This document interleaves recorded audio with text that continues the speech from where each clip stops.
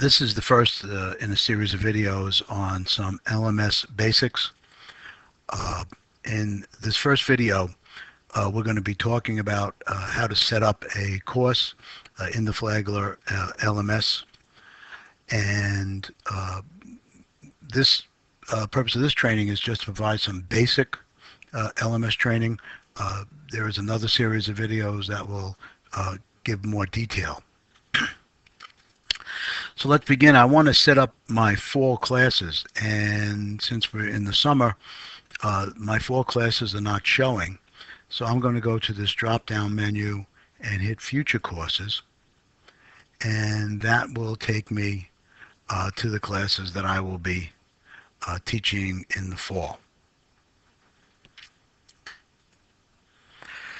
So this is my fall schedule.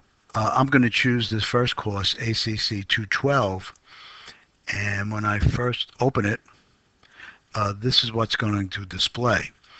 If you've worked with LMS in the past, you will note that this is a different format than what we had in the past.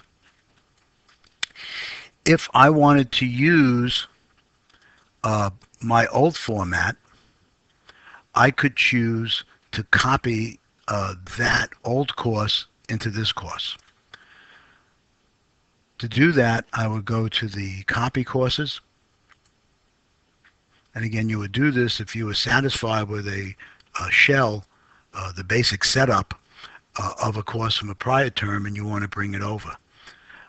I have not taught this class in quite a while, so I'm just going to copy a random course.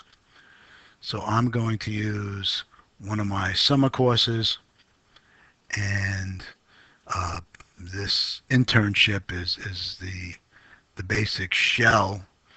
But actually, let me go back to a class where I have the old format. Let me go back to the spring, and I'm going to select a different course that's not going to be suitable for this, but I'm going to use it as a demonstration.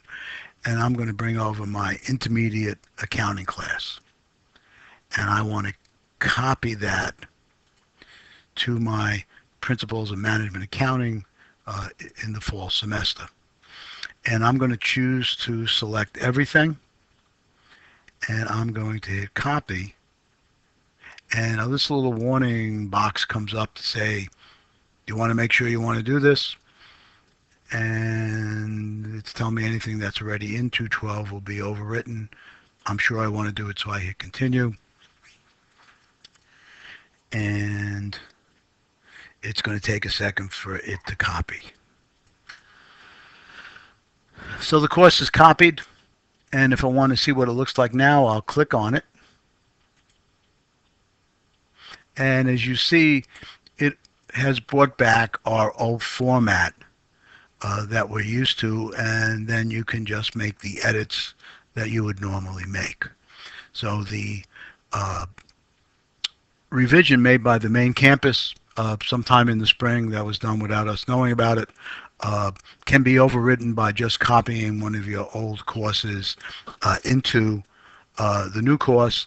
Even if it's not exactly the same, you can keep this format and then do the editing that you need to do.